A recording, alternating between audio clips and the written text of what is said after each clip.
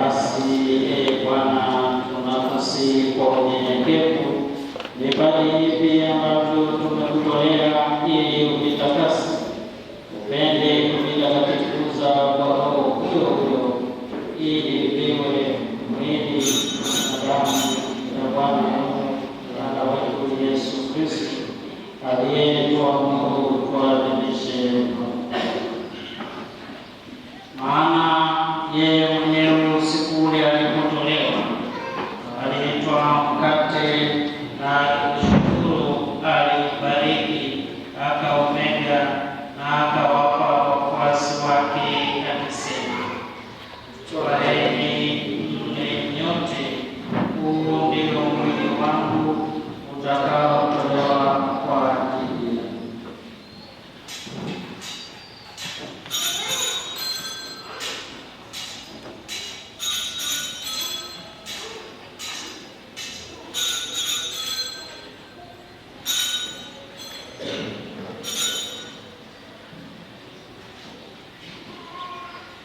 Vivyo hivyo baada ya kula, akitwaa kikombe na kukushukuru, alikibariki na akawapa wafuasi wake akisema, twaeni mnywe nyote, hiki ndicho kikombe cha damu yangu, damu ya agano jipya na la milele, itakayomwagika kwa ajili yenu na kwa ajili ya wengi kwa maondoleo ya dhambi.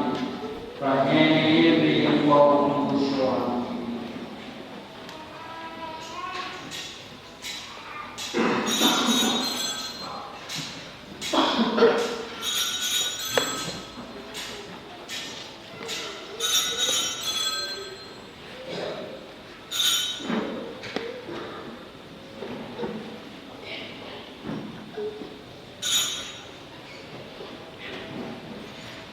Fumbo la imani.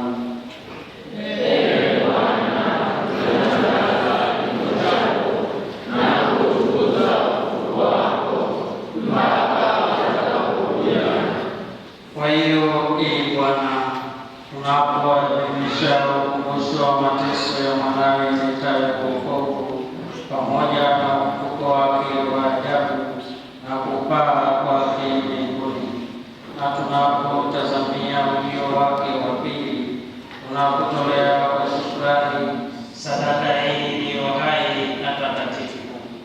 Tunakuomba uyaangalie matoleo ya kanisa lako, na kwa kumtambua yeye aliye kafara, ambaye ulitaka kutulizwa kwa sadaka ya kifo chake, tujalie sisi tunaotiwa nguvu kwa mwili na damu ya mwanao na kujaza Roho wake Mtakatifu, tupate kuwa mwili mmoja na roho moja katika Kristo.